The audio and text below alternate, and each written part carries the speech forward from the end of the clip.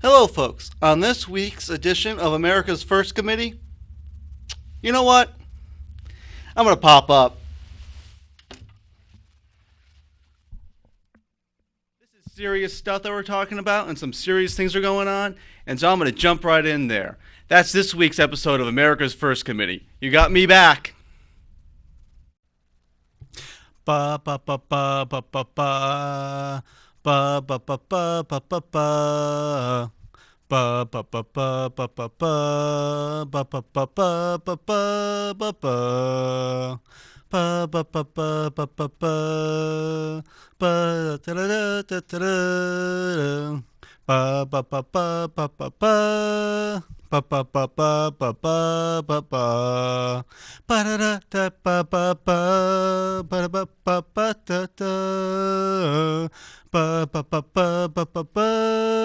Ba ba ba ba ba ba. Ba ba ba ba ba ba ba. Ba ba ba ba ba ba ba. Ba ba ba ba ba ba ba. Ba da ba ba ba ba ba. Ba ba ba ba ba ba ba. Ba ba ba ba ba ba ba. Ba ba ba ba ba ba ba. Ba ba ba ba ba ba. Ba ba ba ba ba ba ba.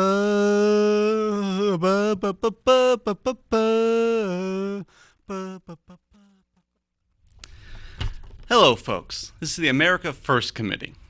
This is April the 20th, 2015, and there are some just mind-boggling bad things going on in the world that we, for some odd reason, decide to put our finger into this mousetrap, and we're going to get that thing to snap on it soon. And I have all the stories right here. We're going to dive right in. There was a recent find by Die Spiegel, which is a German newspaper, and they had a find of finding out the people that had organized ISIS originally. And from the note cards they saw of the original ISIS leader, it looks as if it is a combination of both religious zealotry and a mafioso type organization. It's a whole bunch of spying on people, a whole bunch of blackmailing people to keep themselves in power, and exploiting people that are completely misdirected from overseas. It's a great read, and it's a crazy story because it's reality. This reality is affecting us today. And these are the people that other stories are talking about. So they're bringing in foreign fighters from, let's say, they said in the article, Indonesia, Europe, other regions outside of the immediate Middle East. And they're bringing in these young people that are disillusioned. They're lost sheep. They bring them in, they train them, they're isolated, they'll do whatever the guys up on the top of ISIS tells them to do. And that's how you get, again, numerous Christians getting killed by ISIS in Libya. In Libya, you say, Dan, yes. Libya had two tragedies this week. ISIS has killed numerous Ethiopian Christians. They marched them along that little coast there. They showed it on video because they're really good with media outreach and putting things online, essentially. They did that and they just beheaded them in utter barbarity. That is the religious zealotry element of it. But the other guys pulling the strings, the other guys running it, they're former Baathists. It's this horrible combination, this horrible thing that came together from the collapse of Iraq. And so in Libya, that was the one tragedy that happened this week. The other tragedy that has occurred is the horrible fact that, again, migrants, people trying to get to Europe for a better life from sub-Saharan Africa, and from actually the Middle East itself, are going through Libya because it's utter chaos. Since the fall of Gaddafi, which we are responsible for in America because we did send weapons and we did use our missiles and our air force to strike Gaddafi's strongholds in Libya during the uprising against him, it collapsed. And now these people are trying to cross over the Mediterranean, which is a treacherous way to get across because they're using dinghies and everything else that are not suited for that type of travel. And they're capsizing when they first see another boat. They see another boat, and everybody runs to one side of it, and it tips over.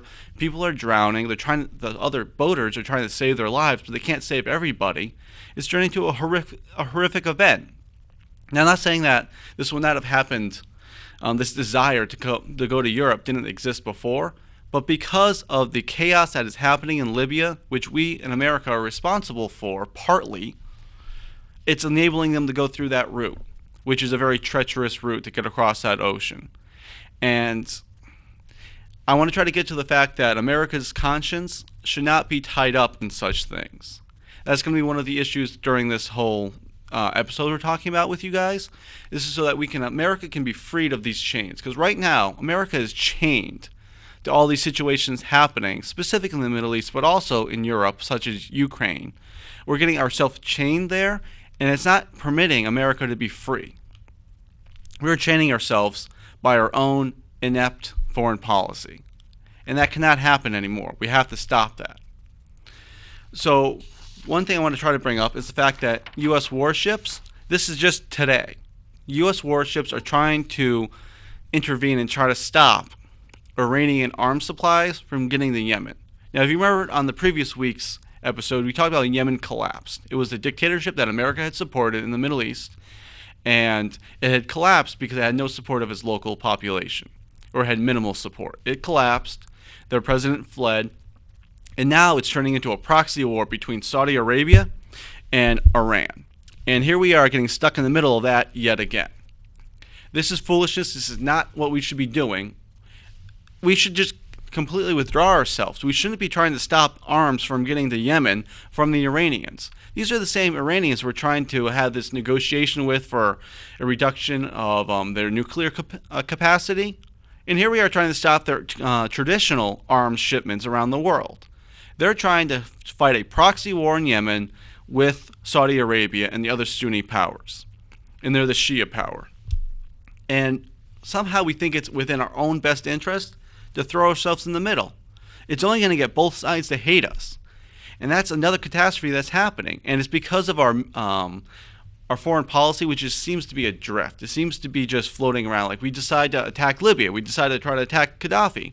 We don't do that to Assad in Syria. Then we decide to support and say that we support democracy in Egypt. And then when there is a coup, we don't try to say, hey, we're going to cut off military aid to Egypt because we don't want to support this coup. No, we don't do that. We back off. It's this schizophrenic, we do one thing but we don't do the other, and then we do that, which is causing much consternation throughout the world. And there's a great online article through the Minnesota Post that talks about New Hampshire, actually, over the weekend. Over the weekend, you had folks such as Rand Paul, Chris Christie come to New Hampshire, and they're talking to Republican activists. And they're sitting there, they're talking to them.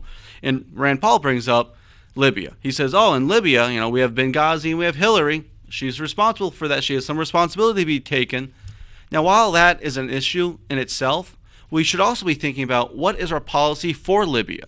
We're the ones that assisted in the overthrow of Gaddafi, and it's just turned into complete chaos since then. There's no national security being serviced by it. And that's really the discussion we should be having on either side of the aisle for these primaries. We should be asking people, these people who want to be president, what is your policy for Libya? We are now chained to it in some way, and our own American freedom is being reduced because we have these responsibilities. Our conscience is tied to the fact that those places cannot just turn into complete messes on our watch. We're getting tied into it. We're getting sucked into it. Now we're getting sucked into it when there's plenty of issues we need to take care of at home, and there's a whole lot of discussions we need to have at home. But no, we're getting sucked deeper and deeper into it. So there's that great article about it, and just discussing it. America needs to have its freedom. And we need not to be chained. Again, I keep using that metaphor, chained, because it seems like we are chained to these events. They're leading us around. We're not leading them around. And that's a horrible foreign policy for us to get stuck into, and it's not making us safer. It's endangering American lives, it's endangering American treasure, and it's endangering any effort on the home front to try to take care of things. Now, there are dozens of things going on in the world, and your typical American can't stay attuned to it because we have concerns at home. What happens with Iran and the Sunnis, the Shia and the Sunnis, Iran and Saudi Arabia, in Yemen, it's not our concern. We're witnessing this proxy war, and we should step back.